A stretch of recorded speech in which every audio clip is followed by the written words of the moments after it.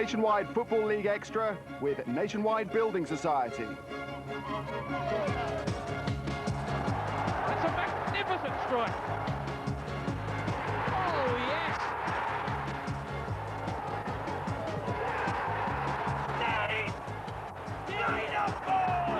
That's a beauty. Oh, terrific finish. Going for goal. And what a goal. Oh, unbelievable. Ian Rush took centre stage at the racecourse ground. The 37-year-old has joined Wrexham as player coach, and he clearly enjoyed himself as Reading's expensively assembled squad was blown away. Carl Connolly with the opener. The Dutch keeper Peter van der Kwak had one of those afternoons he'd rather forget. 5 minutes into the second half, Andy Legg's back pass should have been comfortably cleared, but the Dutch keeper completely missed his kick. Visiting manager Tommy Burns has spent a small fortune rebuilding this side. On this evidence, he has some way to go. Peter Ward with Wrexham's third, and Ian Rush was off to a winning start. Yeah, I think it's tremendous. You know, it was a great turnout, and I'm really happy, you know, that they all turned out to watch. Not just me, but also the team. Would have been nice to get a goal from, really, but every time I made my debut, I've never scored on my debut, so I didn't disappoint today. Colchester are finding life in Division 2 a doddle if the early evidence is anything to go on. On paper, a visit to the racecourse ground looked a daunting proposition, but in reality, it was nothing of the sort. Paul Abrahams nodding them in front. In fact, Wrexham were 3 down before they staged any sort of fight back. Colchester's second was the work of Nicky Hayden, an accomplice finish with Mark Cartwright in the home goal, powerless to intervene. The third arrived early in the second half. Neil Gregory put away the chance. Colchester were in complete control. Brian Flynn introduced striker Neil Roberts, and the Wrexham substitute was quickly onto the score sheet as the fight back took shape. Colchester, though, soon restored their 3-goal advantage. Referee Eddie Lomas spotted some shirt pulling inside that home penalty box, and David Gregory dispatched the spot kick. The travelling fans had good reason to celebrate. The second division new boys were making light work of this latest challenge, but they did concede a late penalty of their own. Roberts was impeded. Carl Connolly stepped up to cut the deficit, but it was too late in the day to make any difference. Big crowds didn't mean plenty of goals everywhere, though. A goalless draw at Main Road was watched by 27,500. Manchester City's Sean Goater might have had a hat-trick, but the post earned a useful point for Wrexham.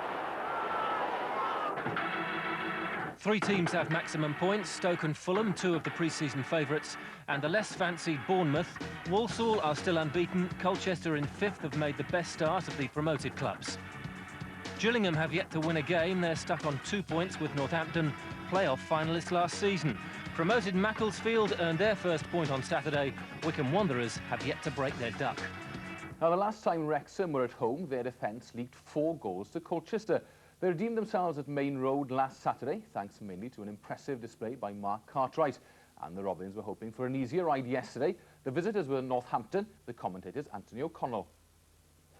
Peter Ward with Wrexham's first free kick into the penalty area. Carey heads it back, and there's Skinner and Roberts in there, both denied by Northampton.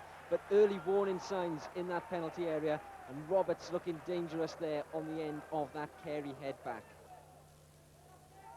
Riddler gets the ball, goes for the ball to the penalty area. Helped back by Roberts into the path of Connolly, turns, and an early shot testing keeper Andy Woodman gets done well to make the save.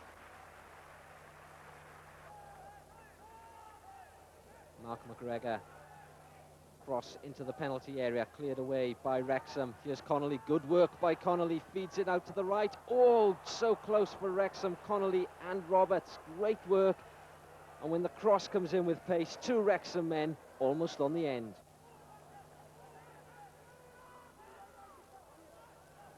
Here's McGregor for Wrexham, crossed, nobody there, cleared away.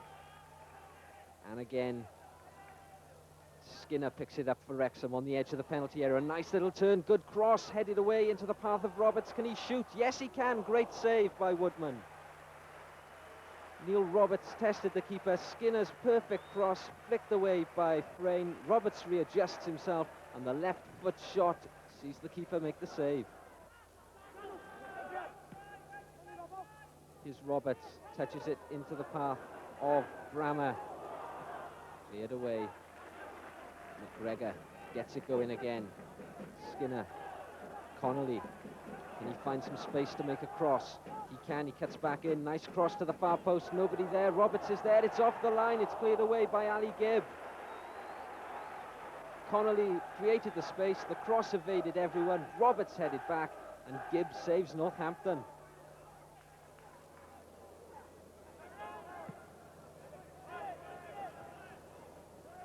Tony Humes wins the header onto the chest of Roberts. Roberts to Connolly. Now this looks promising. He comes forward. 4 men on him. He cuts back inside. What options does he have? Skinner's one of them. Here's Ward. Yes, there's the goal. Peter Ward's second goal of the season. Great move. Good work by Connolly. Skinner sets it up. And from inside the penalty area, Ward's not going to miss that one. Connolly, Wrexham building again from the back, but this move cut out and a chance perhaps for Northampton to build. Hill has the ball, looks for Ali Gibb going down the right hand side. Has Gibb got the pace to get round the back of Wrexham's defence? He has a good cross coming in, and there's a chance. That's not far off. Northampton showing Wrexham 1 goal, not quite enough, and Riddler getting behind his man to just do enough.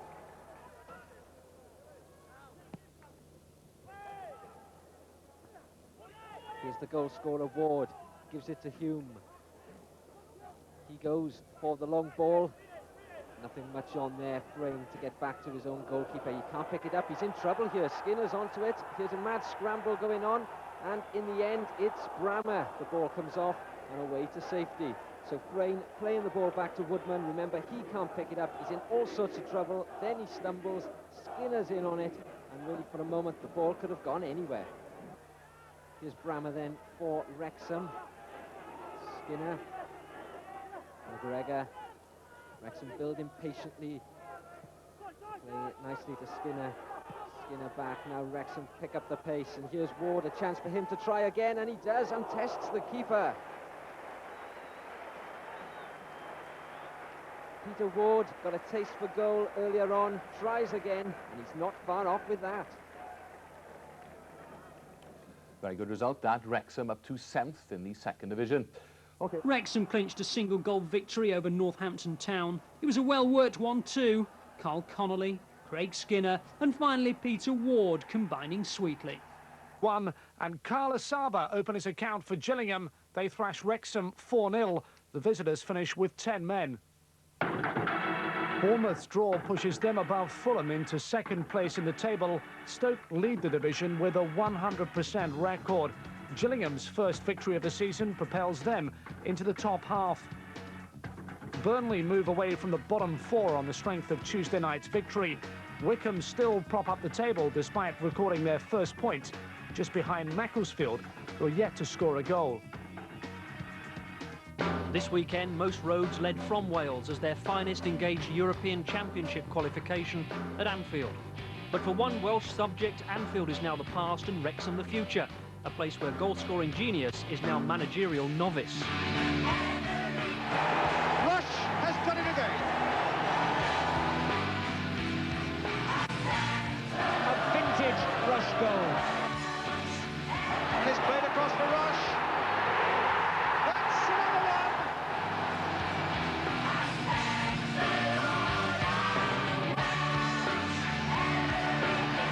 Rush. Well, he can do nothing wrong. When Ian Rush became player-coach at Wrexham to join Brian Flynn, Joey Jones and Kevin Reeves on the management team, he slipped into the racecourse almost as unnoticed as he does on a match day. But for him, the move from Liverpool to Wrexham via Juventus, Leeds and Newcastle is the most natural of journeys. When you come to somewhere like Wrexham, you can actually see a light at the end of the tunnel. They had a good team. You know, they were a good bunch of lads as well. So I think when you look at all things like that, you know, the first Welsh club I've played for, and I wanted to give back to Welsh football. You know, they helped me along the way. It's a major boost for everyone. He's caused a buzz, obviously. You know, he is a legend in anybody's terms in world football, and even though he's in the twilight of his career, we're delighted he's come to us. With Brian, Joey and Kevin, you know, I knew Brian and Joey from my Welsh days, in the national team together, you know, and it's always a good laugh. Joey, you always have a good laugh with Joey. One thing I never had though in the 70s was a bad perm like you. You had a perm, Rushy, so you can start. He's had all his success as a player, and the biggest success he's had, and the rewards he's had are because he's a team player. He's never been an individual out on the field. His main success, even though he's got goals and he's been successful scoring goals, you ask any player who's played with him, and he's a great team player, and that's what he's like around here. He's one of the boys. You know, he's part of the staff. He's not a superstar. No place for prima donnas here either, just as all those years ago at Chester. At Liverpool, of course, it was all very different, and the famous Anfield boot room, with its infinite wisdom, provided the foundation for Rush's desire to improve those now hoping to follow in his footsteps. And if you can't learn from like Bob Paisley, you know, Joe Fagan, Ronnie Moran, Kenny Dalglish, you know, you've got no chance. You say things to players here, you know, I'm saying the same things that Ronnie Moran said to me, or Kenny Dalglish said to me. And by doing that, you know, you do install them, and they might not realise what it is that now, but later on, I'm sure they'll realise. What he's achieved in the game, he's a winner. You know, he's won 5 league championships with Liverpool, and I don't know how many cups. His record is phenomenal, really, and he can pass all them experiences on to our young players. I think at Liverpool I was most probably spoiled because they had so many good players. It's only when you go to likes of Leeds and Newcastle that you realise, you know, there's a lot of work to be done. I think people at Liverpool don't realise how lucky they are. So, at a club where the turnstiles don't click as furiously as at just about all of his previous teams, Ian Rush is experiencing a gentle introduction to the other side of football. I don't want to throw too many things at him at the moment. I want him to gradually become accustomed to, you know, when you're a player, you come in at 10 o'clock, and more often than not, you could be away from the training ground by 2 o'clock. Now you're in at 9 o'clock, you might be leaving at 4 o'clock and then getting home and then going to a match at 6:30 and getting in at 10:30 at night, 11 o'clock at night. So there's a period of an adjustment there that I'm sure Ian will settle into. Sometimes people think it's easy just to go and speak to 11, 12 players, you know, before the game, half-time and after, but it's not as easy as what people, you know, make out to be. And I'm getting a chance with taking in the reserves with Joey as well. It's getting me a chance to have me say and become more confident and ready. Hopefully, you know, if something else comes along, you know, you're ready to take it. Like all of us who are off the field, we'd rather be on there. And he's kicking every ball, he's passing every ball, he's shooting every shot, and he's taking an active part, albeit on the side. I'm locked down, boy! It's great when you go back to, like, I was at Gillingham last week, and you know, I scored my first ever goal there for Chester, and I was on 17, and you go back and realise, you know, some of the grounds have gone now.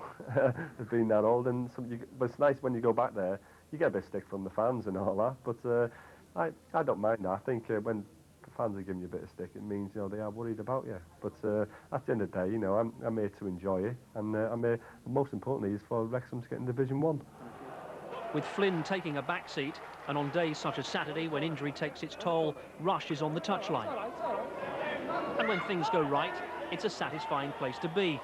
Against Macclesfield, a side still coming to terms with lofty second division status, they took the lead after 5 minutes through Gareth Owen. Whether the Della Alpi or Anfield or the racecourse, a goal is still to be savoured. It was a familiar state of affairs for Macclesfield on Saturday. Without a league goal to their name, they were chasing the game. And in the 55th minute, Steve Wood at last gave their supporters something to cheer. But the joy was short-lived. Wrexham's first goal scorer set up the second. Dean Spink's finish would have impressed the master himself. After all, Rush has scored the odd match winner in his time. But at 2-1, and with opponents eagerly searching for a late equaliser, there were obvious signs that life on the touchline can be a heart-stopping place. Becoming a talker rather than a doer is a difficult transition, but one he's determined to master with the help of Brian Flynn. And if his career in football management and coaching is half as successful as his football career, then he's going to be one of the best managers and coaches Wales have ever produced. I've always said that every club I've played for, you know, people, if you're going to be a manager, I'd like to be for this club that I've played for. You know, not to include, you know, Juventus in Italy as well. You know, you always have something to go back to, and I'd like to be manager of Wales one day. Whether I'm ready or not, you know, only time will tell. Stoke's 100% league record means that their lead at the top is now 5 points, while Luton have taken advantage of Preston's draw at Bristol Rovers, Bournemouth's defeat at Stoke and Fulham's inactivity to move into second place. At the bottom, Neil Smiley still awaits his first league win of the season with Wycombe. Macclesfield's first league goal of the campaign was a relief, but they're still coming to terms with Division 2, while last season's beaten playoff finalist Northampton still can't get it together. A case of third time lucky for Wrexham's opener at York. Tony Hulmes and Kevin Russell both hit the bar before Dean Spink put his head in where it hurts and made it 1-0. City was second best for most of the match, but Alan Little's side salvaged a point 7 minutes from the end. Richard Cresswell struck the equaliser, 1 each at Bootham Crescent. Wrexham are still without an away win.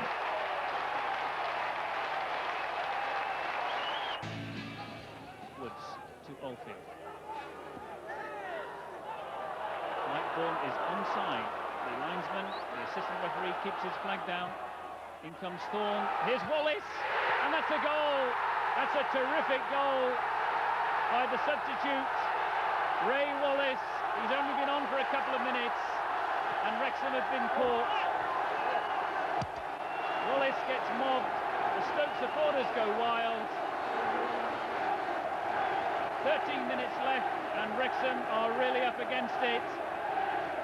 It was Lightbourne's cross to the far post, went over Thorne. There was Wallace.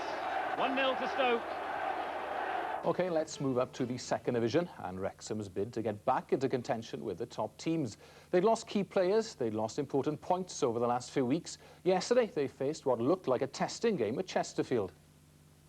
And that's exactly what it proved to be. Wrexham going a goal down after 8 minutes. Jonathan Howard doesn't miss very often from there. Keeper Mark Cartwright had every right to feel aggrieved, though. Despite the free kick being well worked, Wrexham's defensive awareness certainly left something to be desired, and they were always chasing the game after that. And the chase became a full-on one just 10 minutes later. Mark Jewell's racing to the byline, his cross possibly deeper than the defence anticipated. Howard again supplying the finishing touch. To be fair, he had more to do this time, and he did it faultlessly. Once again, though, he had far too much room to manoeuvre.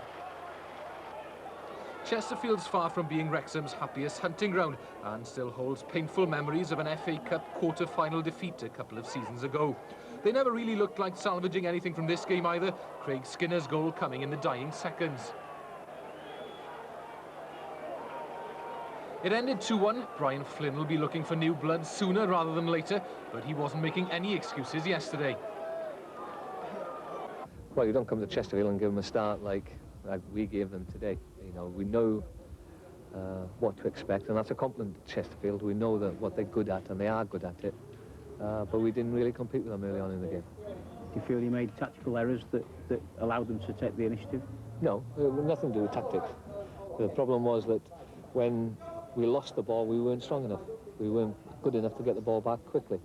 And that was the difference. Chesterfield are good at that, and they made it pay. Disappointing first half for you then, but do you think you improved a lot in the second half? We were better second half, but it didn't take a lot to be better, to be honest. We are a side with ability. We are a side who's good passing. As I say, the other side of the game, defensively, I'm not talking about the back four and the goalkeeper, I'm talking about the team as a whole. We have to be better. So Wrexham slipping all the way down to 15th place now, a long way clear of the danger zone, but needing a couple of wins to get back in touch with the teams at the top.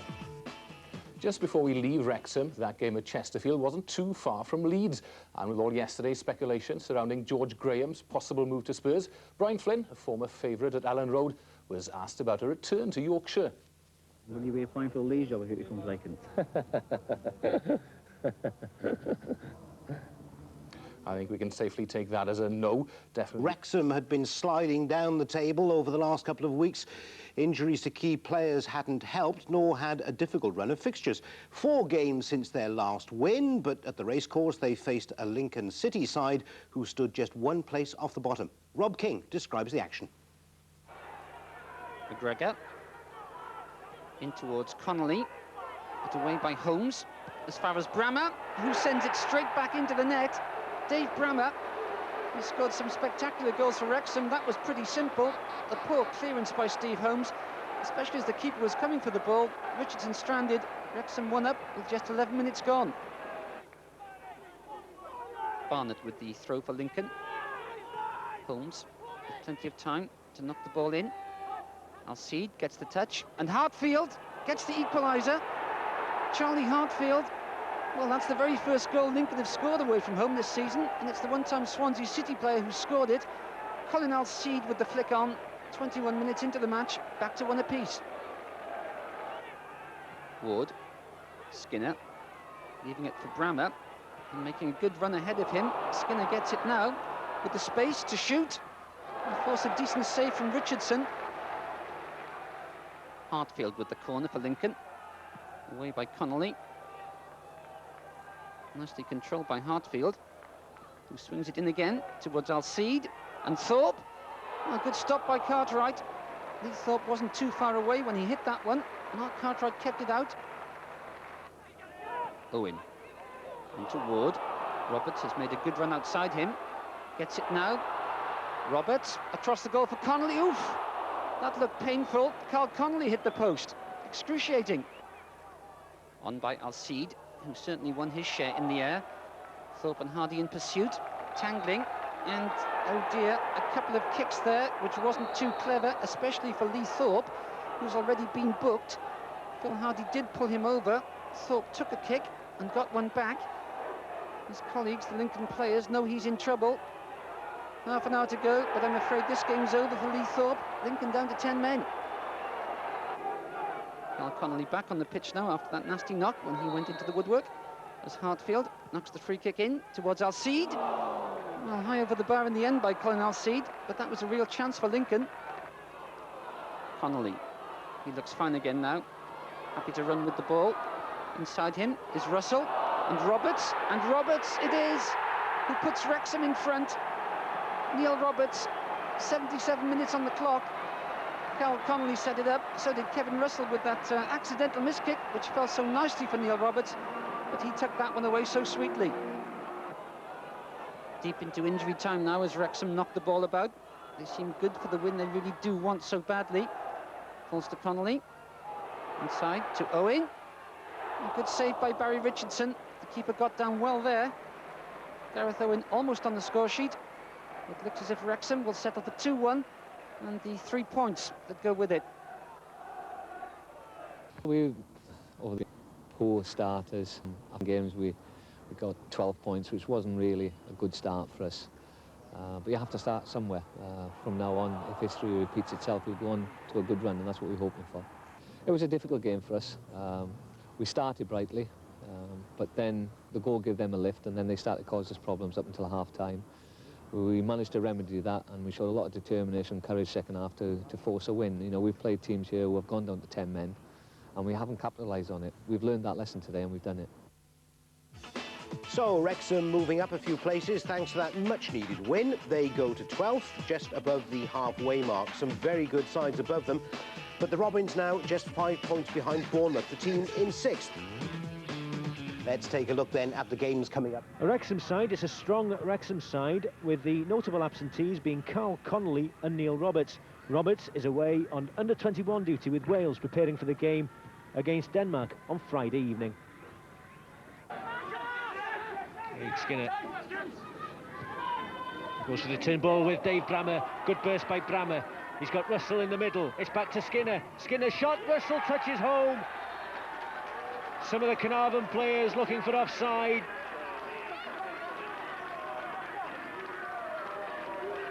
Well, this is what it's all about. Midfield players bursting past the strikers, and this is what he did. I thought he held on to it a little bit too long, but there you are. Goal poachers. Ian Rush will have been famous for that type of goal. Kevin Russell is tonight. Marsh.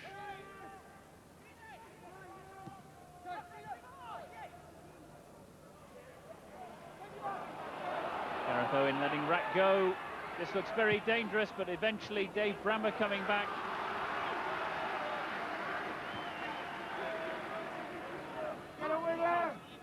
So it's Keats with the corner. 12 minutes gone. 0-0 the score. Flicked on. It's a goal! Andy Watson has scored. Platt flicked it on. 13 minutes gone. Walsall are in the lead. Carey. Sensible play to McGregor. Russell coming to him, not for the first time. Trying to send Skinner away. Vivash down to Keats. Brammer attacking well. Nobody in the middle apart from Connolly. Connolly's there, there's a goal! Yes! A goal for Wrexham. Well taken by Carl Connolly. Russell. Connolly. Skinner outside in. Connolly comes inside. Oh, it's a goal! It's a goal for Wrexham, scored by Kevin Russell, but Carl Connolly might claim it. So Stoke are still leaders of the second division, and below them is a real battle developing to claim the honour of becoming their main rivals. A whole cluster of clubs are all in contention. Wycombe are now 5 points adrift at the bottom, the only Nationwide League club without a win this season. Lincoln are within striking distance of their fellow strugglers, and Northampton too have improved their position. Wrexham's Kevin Russell will be fined by his club after he was shown the red card for kicking out at Steve Foster in an off-the-ball incident. He then had to be restrained from confronting Rovers player coach Ian Holloway. The match itself was instantly forgettable. 0-0 the scoreline.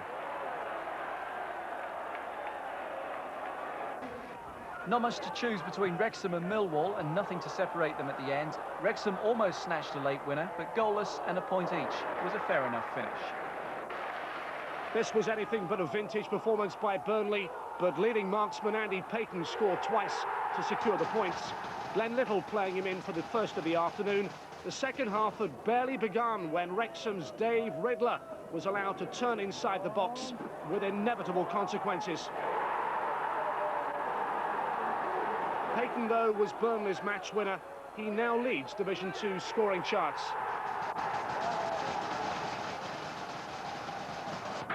Previous leaders Preston didn't play. They dropped to third, 2 points behind Stoke.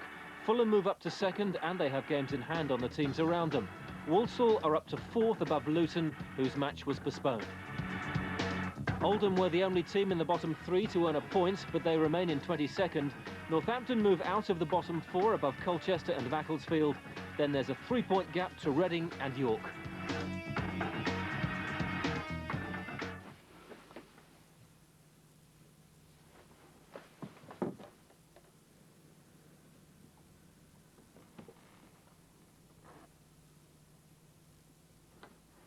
Weird.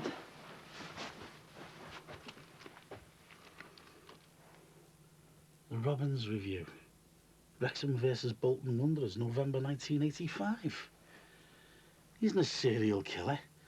He's a Wrexham supporter. No wonder he was being so secretive.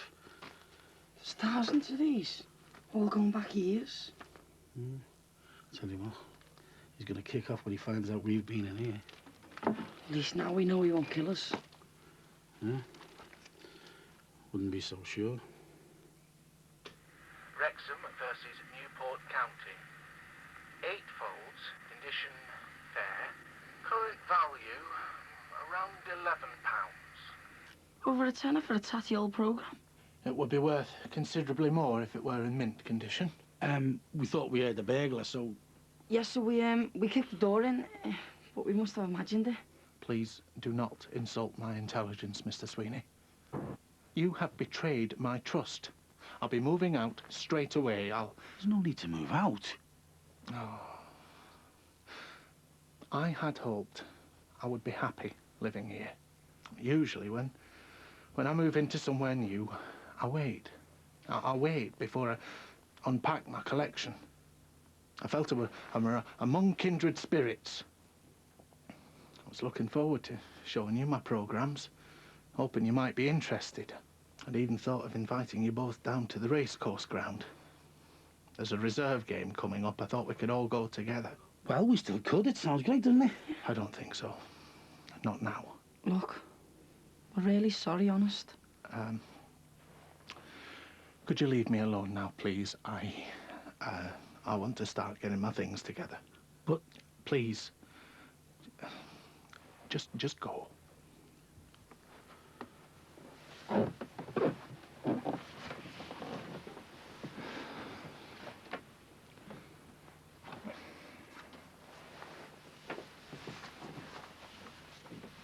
Wrexham was saved from defeat by a late penalty. Blackpool had looked on course for the points when they edged in front from the restart. On loan, Ian Lawson chipping the keeper and then following up to score. Wrexham had their own on-loan signing to thank for the penalty. Terry Cook was pushed in the back. Blackpool keeper Steve Banks saved Carl Connolly's penalty kick, but he was powerless to prevent Connolly following up with the rebounds. This tie was heading for a replay until Dave Brammer hit the winner for Wrexham with a minute left. Too late in the day for Peterborough to stage any kind of comeback. Even Oldham boss Andy Ritchie admitted his team was lucky to beat Wrexham. But he wasn't complaining when Scott McNiven crossed, and visitors keeper Mark Cartwright was fooled by the bounce of the ball, presenting Steve Whitehall with a gift. Whitehall second in 3 games after a barren spell. 6 minutes later, Wrexham, who'd been threatening a goal, actually got one. A delightful cross from Terry Cook and an emphatic finish from the diving Neil Roberts.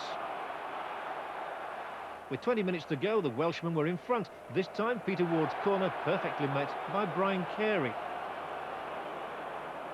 Ritchie feared the worst. He's having a tough indoctrination to management, but in football, you'd never know what's around the corner. Just ask Roy Hodgson.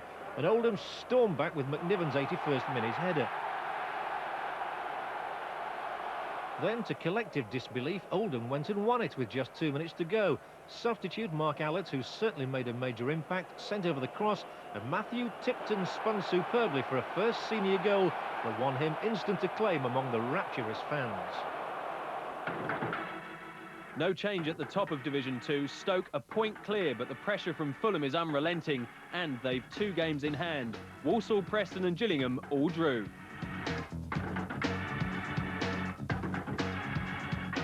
At the bottom, Oldham's win sees them leapfrog Wickham, and Wanderers have a tough game on Saturday against the leaders Stoke. So some hope for Lincoln, 3 points adrift, but with a game in hand. It's Dave Riddler strongly into the challenge and away by Mark McGregor. Well won by Lee Barrow. Peter Ward trying to release Kevin Russell. Gary Barnett's back chasing Russell, could be in here. Be a great start for Wrexham, and Kevin Russell has opened the scoring for Wrexham with just less than a minute gone at the start of the second half. It's the perfect start for Brian Flynn's side. Barry Town caught out at the back, and Kevin Russell took the ball away from Gary Barnett and slotted it past Andy Dibble. Barry got caught on one side of the field here. What you didn't want was Barnett up against Russell, because he could just take his time. Gary Barnett not catch him, and it's a delightful little finish. Nearly off the far post, but that's a great finish. Cool as you want. Wrexham rediscovered the winning habit as they eased themselves away from the bottom 3. The victory was far from emphatic. County missed a succession of good chances. In the end, 1 goal was good enough.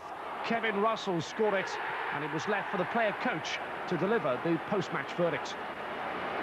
You only get results by battling on. If we'd have chucked the towel in, we'd have got beat today. We played very well, played much better last week and got beat.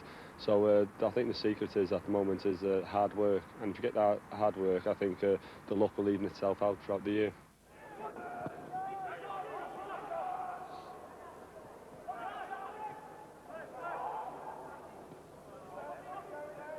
Spink, Skinner looking for Connolly. Connolly's in. Oh, that's a lovely goal by Carl Connolly. Really good finish. Ball whipped in by Craig Skinner, and Connolly, right-footed, just powered that ball away from Roger Freestone. And 27 minutes gone, and Wrexham have the lead. Straight to Chalk. Spink, Connolly. Connolly might fancy himself going all the way here. Good challenge, though, well-timed by Smith. Danger is still there, though, across, and it's an own goal. Craig Skinner was on the far post, but it's Michael Howard who's had the final touch. And on the stroke of half-time, Wrexham have a 2-goal lead. It's all about quality of cross into the box. You know, Swansea had the opportunity to clear it. Look at this bit of skill. Nobody wants to challenge him in case they give a penalty away. He has a little bit of luck here, Carl. The ball comes back. But it's a simple ball back, whipped in. Nobody takes the situation under control, and he can do nothing else but put the ball into his own net. Well, I suppose if Howard had left it, Skinner would have scored. First, second half corner to Swansea. They need to hit back early. Punch cleared by Mark Cartwright. Danger is far from over. Great chance here for Swansea, and they pull one back. There's a great finish. It's Richard Appleby. Kusak's header. Again the touch by Allsop. It's Stuart Roberts. Roberts, that's the equaliser!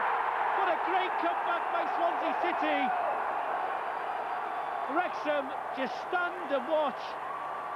And Swansea, who seemingly were out of this game at half-time, are back on level terms. Connolly's touch. No foul. And, Spink unnecessarily went in on Jason Smith there. He was frustrated, I think, by losing possession, and there was no need for that, and he could be in trouble here, Dean Spink. Uncalled for, not in keeping with the rest of the game either. It's been played in a great spirit. We've had 4 goals, and Dean Spink waits. It's a red card. Wrexham's misery in this second half is complete.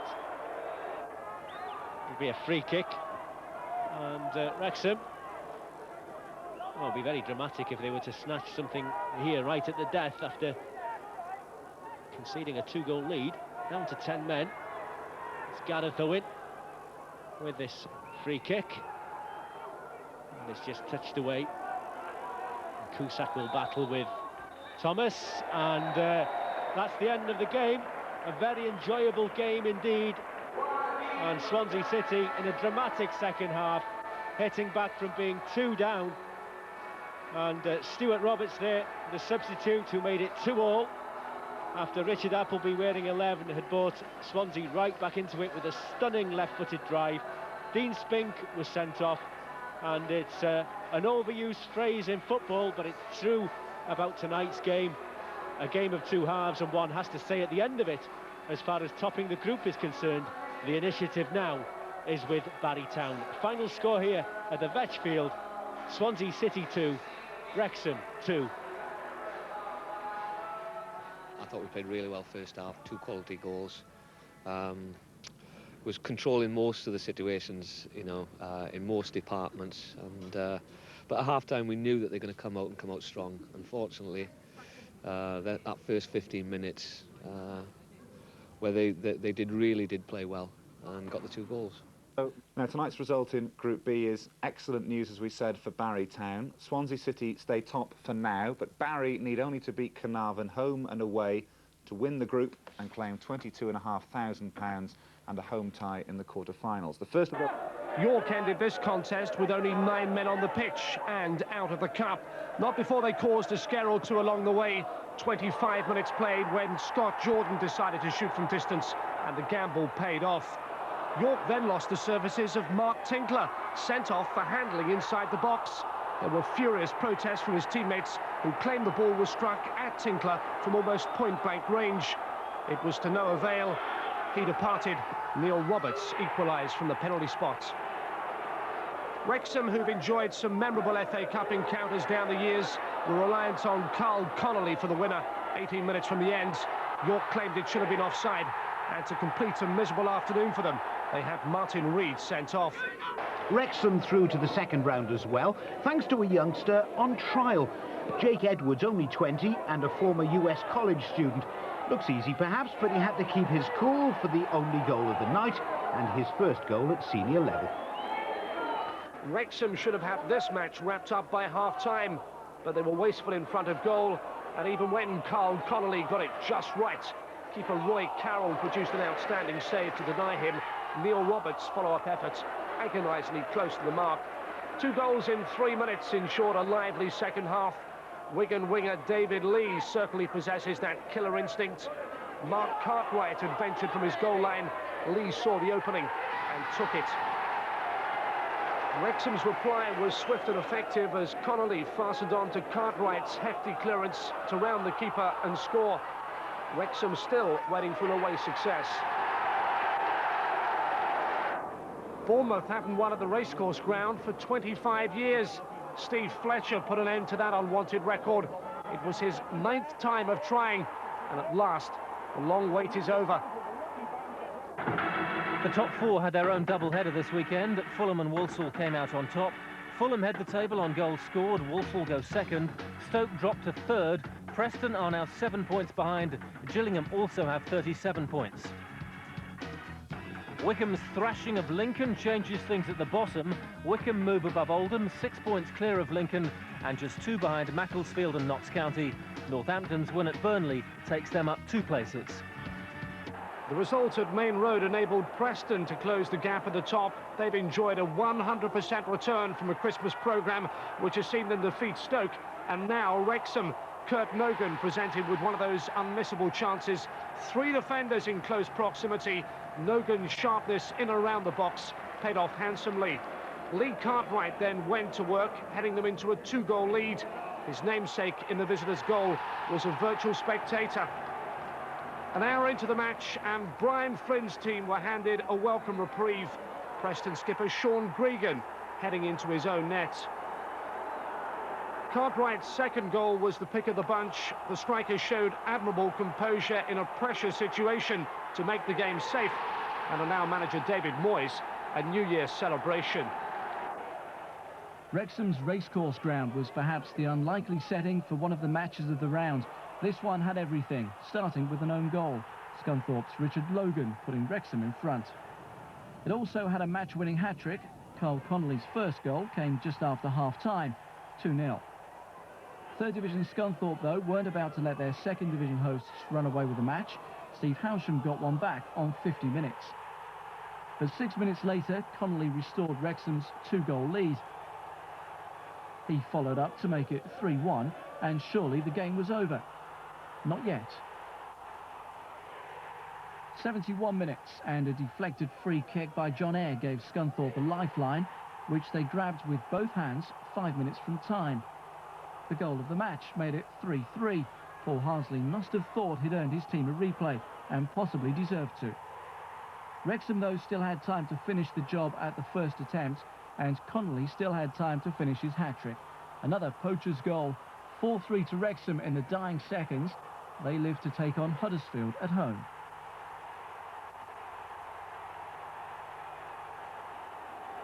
Last week it was Reading who lost to the Derbyshire club, but they bounced back with a vastly improved performance against Wrexham. The commentator Graham Lloyd. Looked like a penalty. The referee has not decided, or has he? It looks like a penalty. The ball was chipped forward by Brebner. Cartwright came, Carey was lost. In fact, it was Brebner who was brought down.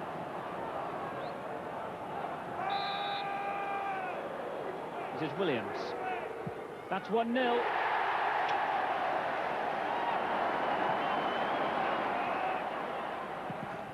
Cleared by Cartwright. Down to Parkinson, offside. The flag stays down. Glasgow. Oh, he's hit the bar, and the goal. Second goal. Grant Brebner gets his 9th goal of the season. Williams in pursuit, getting through Williams. And Carey saving the day for Wrexham, and another penalty.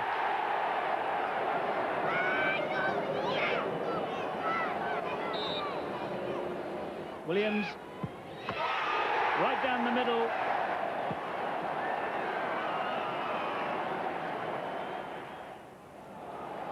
Williams wheels away, this time on the right.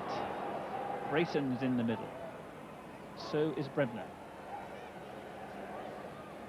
Kasky. Fine save, and a goal though. A goal by Phil Parkinson. No change at the top of the second division. The leading four all won. Gillingham and Bournemouth slipped up. Chesterfield are mounting an increasingly strong challenge. They're up to share 6th place with Bournemouth. There's light at the end of the tunnel for bottom club Lincoln. It's getting tight, just 1 point in it. Macclesfield and managerless Wickham probably have the greatest cause for concern based on recent results. Oldham's win at Notts County moves them clear of the relegation zone. All the action came early at Layer Road on Friday night. Wrexham setting the tone for their first away victory in the first 11 minutes. Jeff Whitley on loan from Manchester City pounced after only 9. Then, just 2 minutes later, Peter Ward's free kick headed unstoppably past his own keeper by Colchester defender Nicky Hayden. The foundations were well and truly laid. It was stirring stuff and Colchester hit back. Still only 16 minutes played. Richard Wilkins touching in David Green's header from almost beneath the crossbar.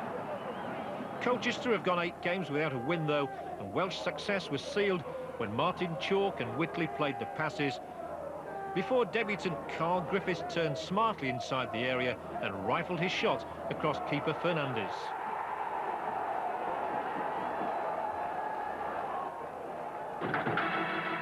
At the top of Division 2, Fulham still lead despite defeat.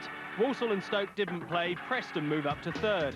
Gillingham and Bournemouth keep going well, but Chesterfield, Man City and Millwall, all winners, keep the pressure on. At the other end, Lincoln and Macclesfield's matches were postponed. Wickham are in serious strife. 3 points off the bottom, and they've played 2 more than the teams below them. Notts County are sliding 2 after 3 straight defeats. And Wrexham Football Club have moved to within 2 matches of reaching Wembley. They won last night's auto windscreen Northern Section quarter-final against Chesterfield, but there was a price to pay. Brian Flynn's side once again losing key players through injury. Here's Rodri Davis.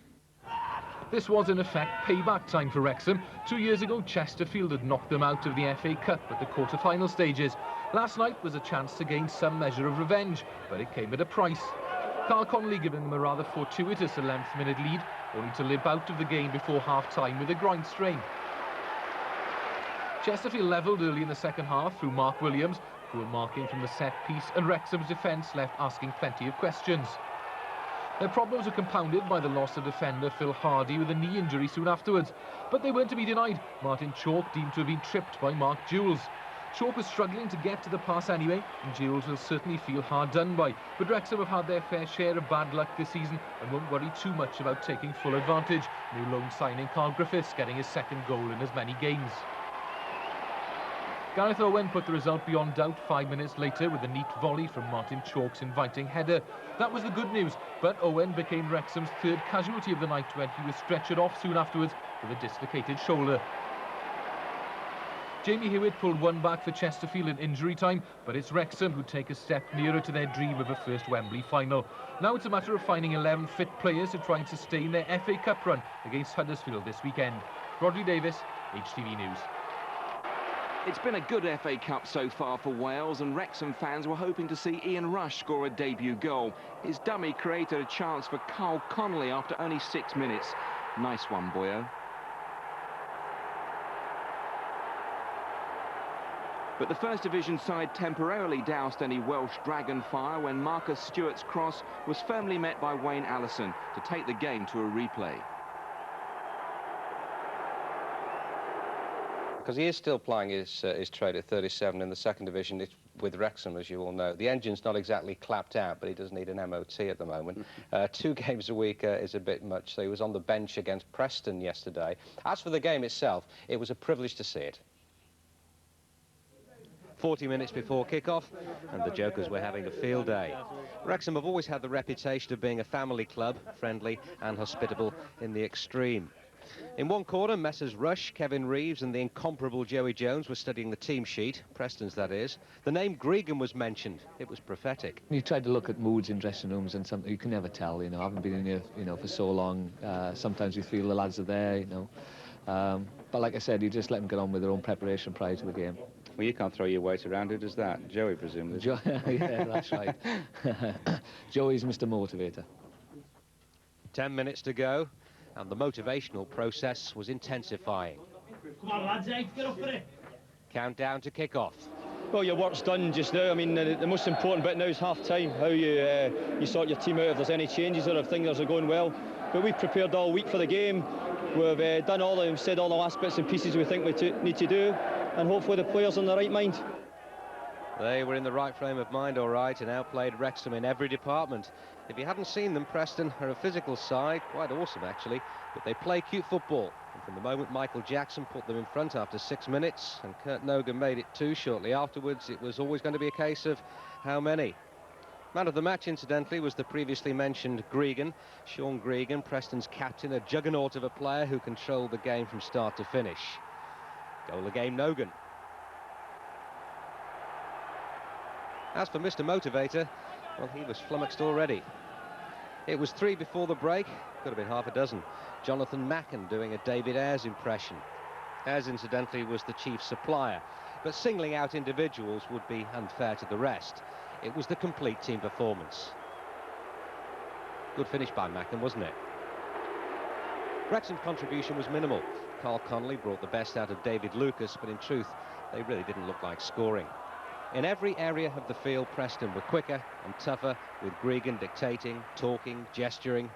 He was the boss.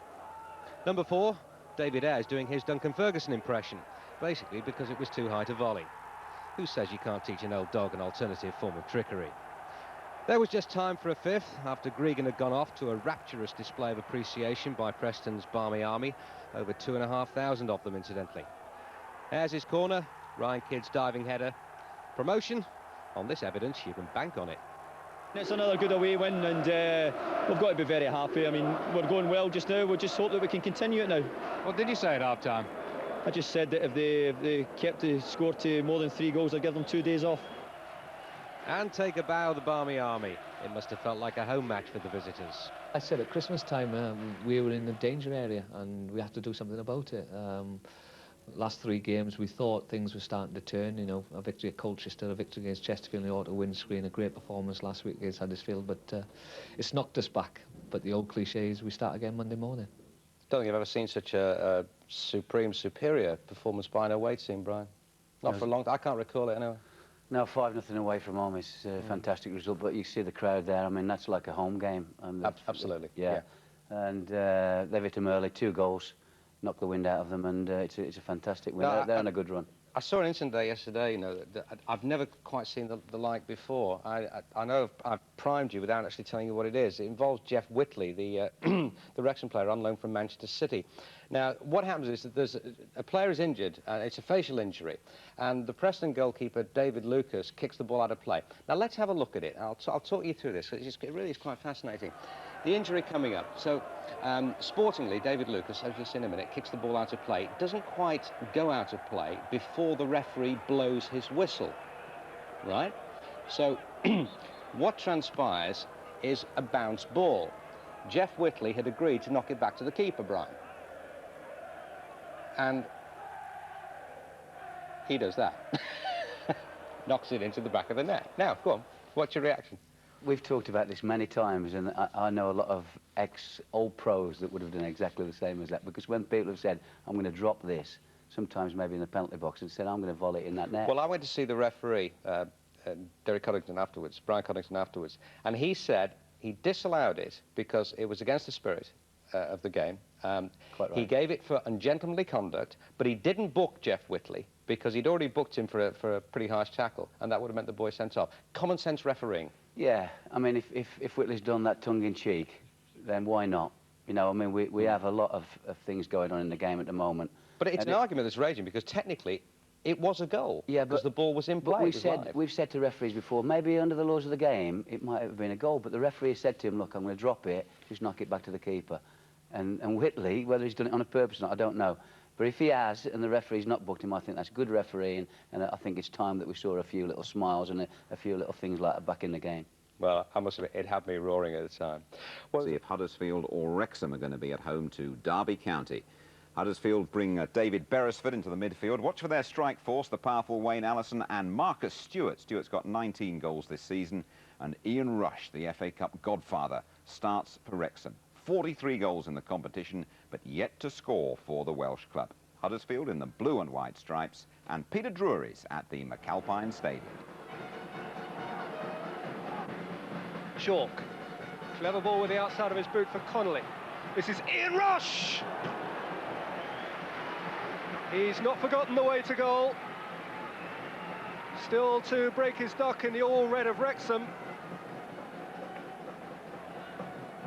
And when Carl Connolly teed him up on the edge of the penalty area, Ian Rush was a yard and a half away from his first goal for just more than a year.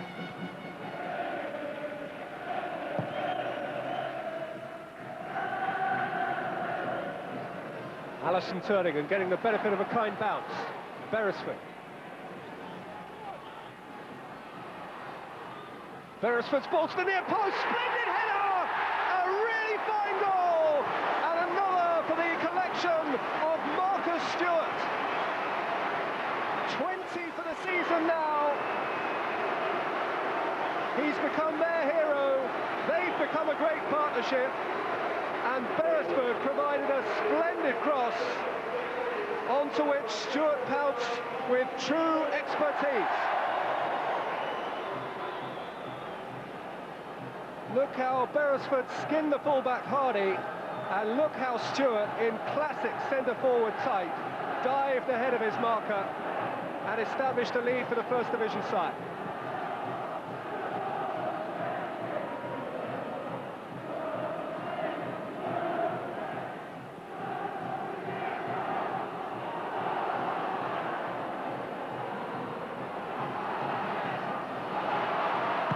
Gormley, nice touch.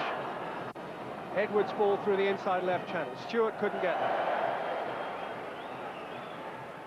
This is a guy who, when he first arrived from Bristol Rovers, had shin problems, missed much of the 96-97 season, started to come good last year, and now is coming very, very good. But there's danger here for Huddersfield. This is Chalk. Connolly wants it. Chalk has got himself. Owen's forward. This is Gareth Owen. He won't get many clearer-cut chances to equalise than that.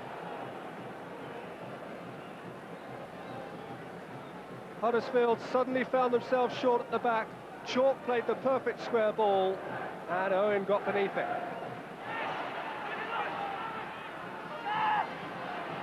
Connolly from deep. Rush. Hardy. He's got away from Beresford. Support from Brammer. This is Russell. Oh, what a clever, clever finish! There seemed no room for that at all. But Kevin Russell, the man they call the Rooster, has earned equality for Wrexham. He had Collins at his back, but he turned liftily and he lifted it into space that didn't seem to exist. Glasson had committed himself at his near post, and Wrexham now are level.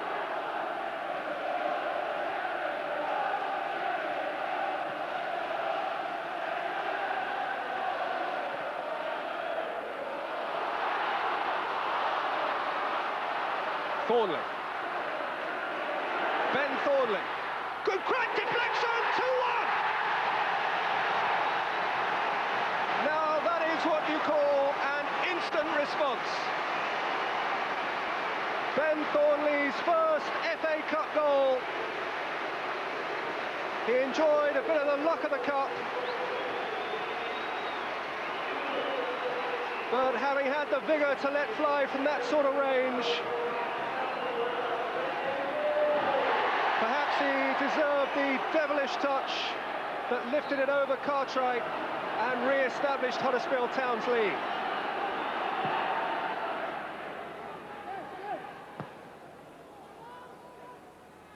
Beresford's flick header. Allison getting on the end of it. Stewart in combination with Allison, as is so often the case. Jenkins pumping forward from full back. It's Steve Jenkins! Oh, Allison! Oh!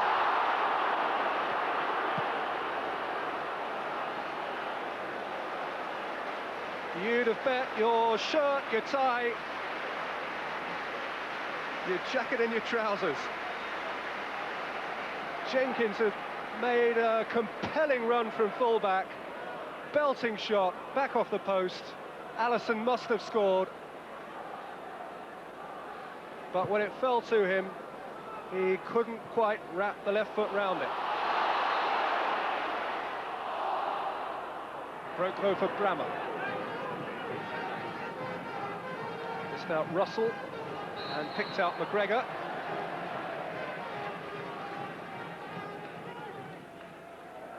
Foul by Thornley.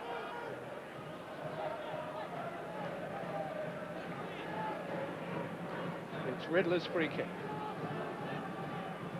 Connolly is one of those who wants it on the edge of the penalty area. Rush waiting for the flick on. It's Ian Rush!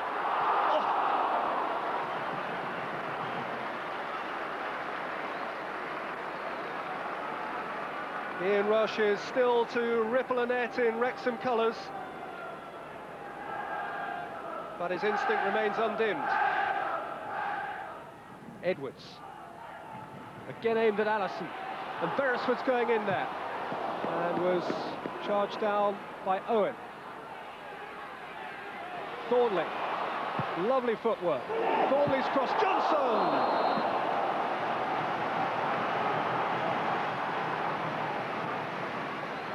The Scotsman Grant Johnson, the beneficiary there of a beautifully weighted and whipped cross from Ben Thornley. Corner from Thornley, clever flick on! Oh! Well, Stewart's asking the question that 15,000 others are asking. How on earth didn't it go in?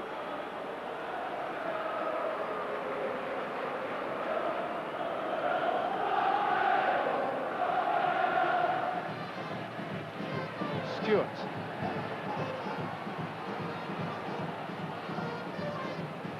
Thornley. Ben Thornley. He's made himself a yard. Oh, terrific drive! And Allison couldn't pounce onto the rebound.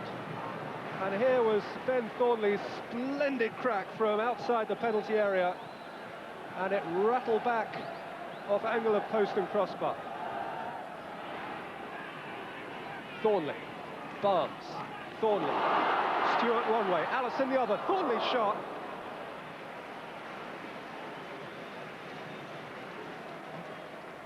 He's proved himself a have-a-go hitter of the ball.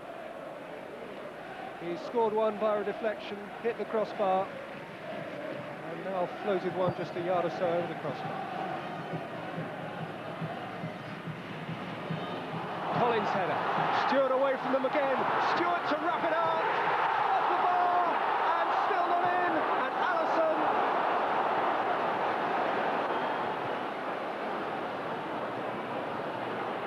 Unbelievable.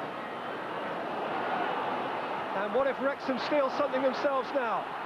Russell's ball forward, and Edwards across.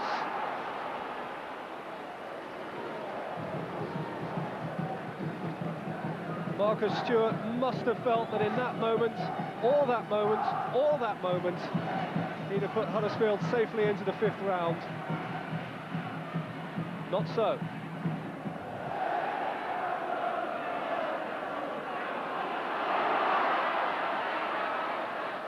Thornley. Oh, it's done well to get to the byline and to find Allison.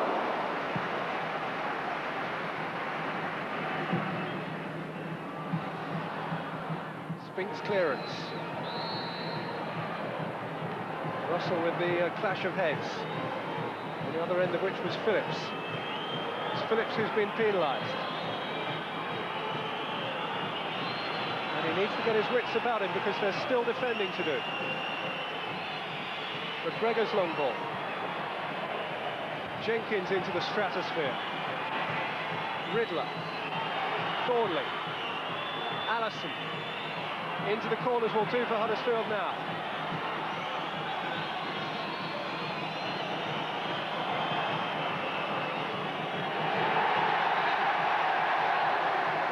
Well, Huddersfield Town, you sense, is an upwardly mobile, going places club. And Peter Jackson is taking it into the 5th round of this year's FA Cup. The Premiership will visit the McAlpine Stadium, Derby County in the next round, because of Ben Thornley's deflected winner. What a prodigious talent this guy is turning out to be. And after Marcus Stewart had offered one lead, Kevin Russell had cancelled it. It was he who decided the tie from outside the penalty area and took Huddersfield Town through at the expense of Wrexham by 2-1. Sammy McElroy must be wondering what he's done in a previous life to deserve his current misfortune. After Carl Connolly put Wrexham ahead on 6 minutes, Mac Town were more than a match for the Robins. But any hopes that the Silkmen could salvage a point were killed off in the 90th minute. Carl Griffiths confirming Macclesfield's 7th successive defeat.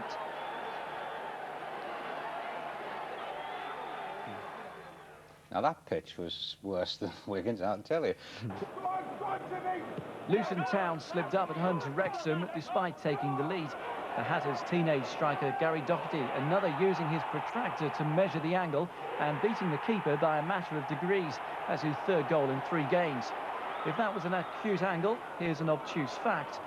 US college graduate Jake Edwards was making his league debut for Wrexham because Carl Connolly's wife had gone into labour. Edwards fired in off the post to level the scores. Wrexham's winner was scored by Carl Griffiths. His 2nd goal in 2 games claimed the 3 points. Griffiths is on loan from Leyton Orient. Wrexham, though, are struggling to find the £200,000 to make the move permanent. To Wrexham's meeting with York, the highlights come from commentator Graham Lloyds. And that's good football. Good control by Phil Hardy. Inside is Russell. Whitley's outside him. Aiming for Edwards. Good control by Edwards. Is it goal? 13 minutes gone. Jake Edwards scores his 3rd goal for Wrexham. His 1st on his home debut. Lovely chip from Kevin Russell. Not for the first time this game. The control was good. It looks almost as if it's an own goal, in fact. And this is Connolly, and there goes Whitley. He's onside. Forced a little wide by that pass. Whitley, oh, just past the post. A disappointing end to a good Wrexham break. York getting forward in numbers. Putin aiming for Cresswell. Oh my God! Well, that was an amazing escape for Wrexham. Mark Cartwright under no pressure, almost gifting York a goal.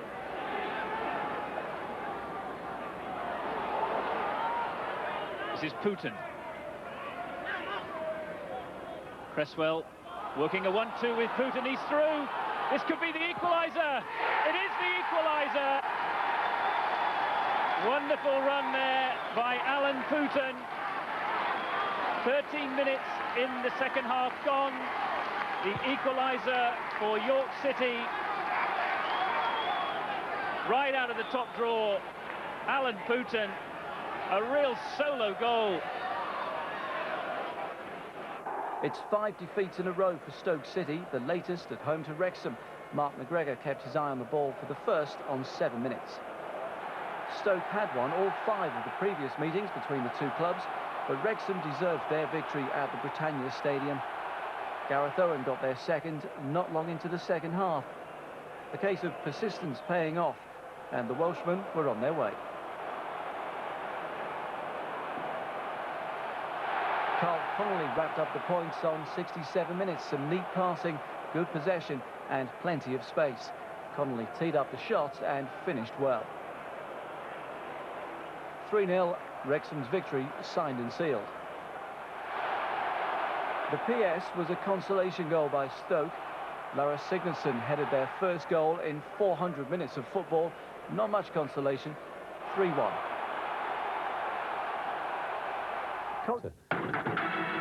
Fulham continue to cruise at the top. Preston open a 4-point gap from Walsall. Wins for Gillingham and Bournemouth see Man City slip back. Stoke's season is falling apart. They were leaders for a while before Christmas. Notts County were the only side in the bottom 4 to get anything from the weekend. They move ahead of Northampton. Much improved Lincoln are 2 points clear of the relegation zone. They've now caught Oldham. Burnley are getting dragged into danger. Chesterfield's season is very much alive. A point from their visit to the racecourse ground left them in contention for a top 6 finish. It's just unfortunate they were so wasteful in front of goal. Wrexham threw it away when they were awarded a penalty. Mark Williams' crude challenge on Jake Edwards was penalised. Regular penalty taker Carl Connolly had already been substituted, so Dave Bremer was given the chance to cover himself in glory, but instead shot straight at Billy Mercer, and the chance was gone. 1 point separates Blackpool and Wrexham in mid-table. Wrexham have the edge, but they finished level at Bloomfield Road. Wrexham went in front 9 minutes into the second half. Carl Connolly poaching his 17th of the season. The Welshmen were looking for their 6th consecutive away win. That would have equalled a club record. It was denied, though, by an equalising penalty. Brett Ormerod picked himself up to score Blackpool's first goal in more than 7 hours of football. Burnley brought a run of 4 straight defeats to an end with a battling display at the racecourse ground. One of the few mistakes they did make was punished. The clearance straight to Dave Bremer, who crashed in a beauty.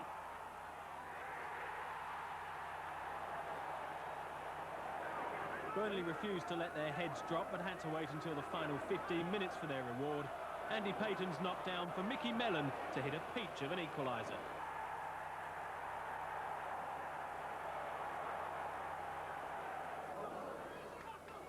Motivation shouldn't be a problem at the new Den. Millwall's first teamers have Wembley on their minds, with the auto windscreen shield final fast approaching. They knew they were playing for places. Kim Grant scored his first of the season. It's been a frustrating time for the former Charlton striker, who failed to go the distance. He limped off with a niggling hamstring problem, and his teammates lost their way. That was until 10 minutes from time, when the club's leading scorer Neil Harris took the match out of Wrexham's reach. In the dying minutes, Harris was allowed to score his 2nd of the game. A flattering scoreline. The visitors really had numerous chances to get back into this match, which they squandered. 3-0, but the Millwall manager, Keith Stevens, called the display sloppy.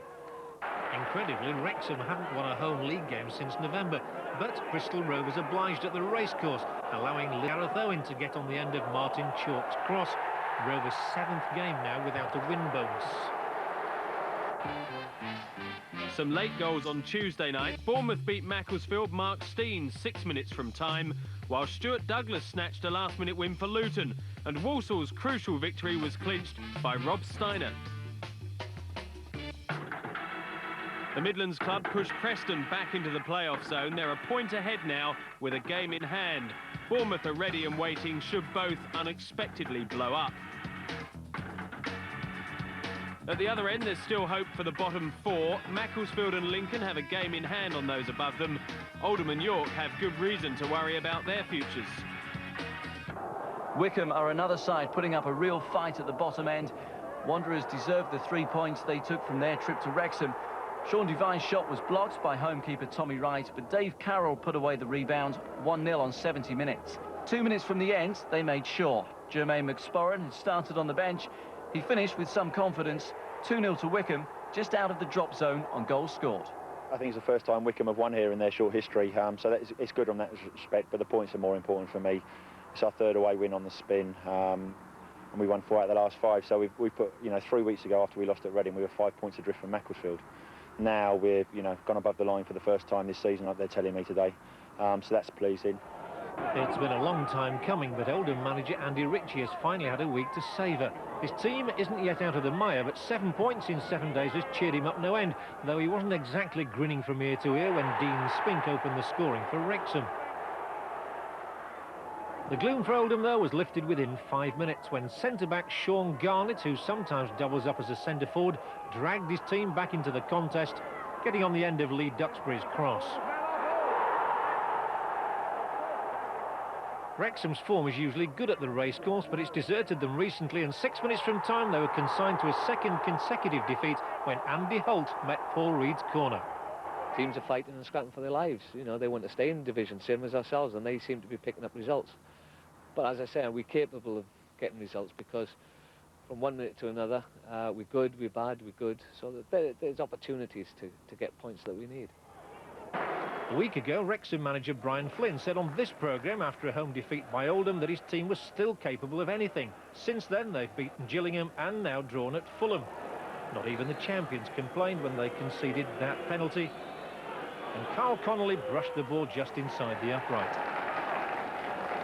It may be harder now for Fulham to concentrate with the title already theirs, but they still don't like getting beaten, and proved as much when Jeff Horsfield's power created an equaliser for Paul Pesky-Solider. It's Wrexham 3, Cardiff City 1. It took us a while to get going the first half, and I think once we got the goal, we got in front, we didn't look back really. They responded well second half with the goal they got and gave them a lifeline, but I'm glad, the lads are glad that we got the third one in the end. It's not over yet by a long way, but we needed to get a lead tonight, and that's what we've got. But we were expecting a hard game, but we want to defend our trophy, and we want to defend it with fight and spirit. Because the second leg on May the 10th, and as you say, I think there's still a lot of football to be played in this tie. Oh yeah, I think so. Yeah, most certainly. I don't think the game's over, and we were stressing that to the lads. I'm sure Frank will be saying the same, and Cardiff will be saying the same. I thought the scoreline flattered them a little bit. I thought we played well, without getting possibly the just rewards. But it's how we react to that, isn't it? Everyone's going to get defeats. It's what you do in your next game. So it's up to us in our next game to bounce back from this with a win. Who do you go with there? Good result, Mark, for Wrexham? Deserved it, or did it flatter them? No, it didn't flatter him. I disagree with Billy. I think what he's already doing is a psychological game with his players. In preparation for Saturday, I thought Wrexham played extremely well. Once they did get the goal, there was only one winner, and possibly could have won by more, I have to say. Some quality goals on show tonight. The first one, I think, was a good cross, and I think it was Connolly got up. I think this is it here. He gets played in, comes back. I think it's McGregor. Gets his head up. I think Connolly's got a great position. He's pulled on the back of the defender. Not only that, it's Chalk who comes in, but as it comes into the box, I think the important thing is, Ollie, that Wrexham have 5 players. As it comes in there, if you look, when he heads it, if you have a quick look, there's 5 Wrexham players and only 3 Cardiff City defenders. That, I think Cardiff went to sleep a little bit on the second goal in one or two areas. I think it was Jason Fowler, first and foremost. As McGregor gets it, Fowler's got in there, got a good defensive position. He just gets caught. Look, he's at tied legs, you don't know. But then it's Jarman who allows it to go through. Great burst of pace, to be honest, in between, I think it was Danny Hill and O'Sullivan. And then he still has a little bit to do. Here's the key to it. He makes a run inside. Fullbacks are always told to overlap on the outside, but he overlaps on the inside, bursts between 2 players, and still has a little bit to do. Whether he actually meant to put it between the goalkeeper's legs, I'm not so sure. A defender. Yeah, he's a goal scorer. He's a natural goal scorer. It was Darren Brace who dived in there. Again, poor defending, but Bowen on the wing has got a little bit to do. But with his experience, he looks up.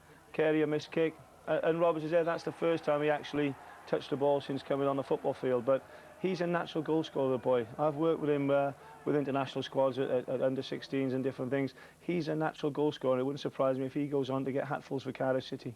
Carl Connolly, natural goal scorer, brave header, good header for the final goal, 3-1 for Wrexham.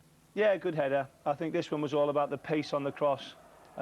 He gets his head up and he puts it in with pace. When it comes in at pace like that, it's Phillips who unfortunately slipped. The goalkeeper had no chance, I felt, you have to say, but it's all about the quality of cross and the pace on the cross. I think before Phillips slips, he's actually struggling because his defensive position is poor, but Connolly put it in well, and you have to say to the young goalkeeper of Cardiff City, you couldn't fault him for any of the goals. Okay. Wrexham, though, can afford to relax after other results went in their favour. Not that manager Brian Flynn will allow that to happen. Visitors Wigan are closing in on a top 6 finish. Stuart Barlow's stunning strike kept them right on course. And Simon Hayworth's late breakaway goal ensured there was to be no Wrexham fight back. Wigan manager Ray Mathias believes his players have responded magnificently to the challenge. Bournemouth saw 9 months' hard work end in heartbreak. Needing a win to be sure of a place in the playoffs, they couldn't break through Wrexham's stubborn rearguard action. Ian Cox closest to scoring in the first half. 76 points would have taken them up last year. Not this time. They were edged out of the top 6 by Wigan on goals scored. The last word went to Mark Steen, who shot wide. A goalless draw means Bournemouth fall at the last. It's Wigan at home to Man City in the playoffs on Saturday. Gillingham are at Preston the next day, both return legs the following Wednesday. Well done to Fulham and Walsall, already up. York are the surprise name in the relegation places. Wickham and Oldham both escape with final day victories. Northampton, playoff finalists last season, dropped down this time. Lincoln and Macclesfield return to Division 3.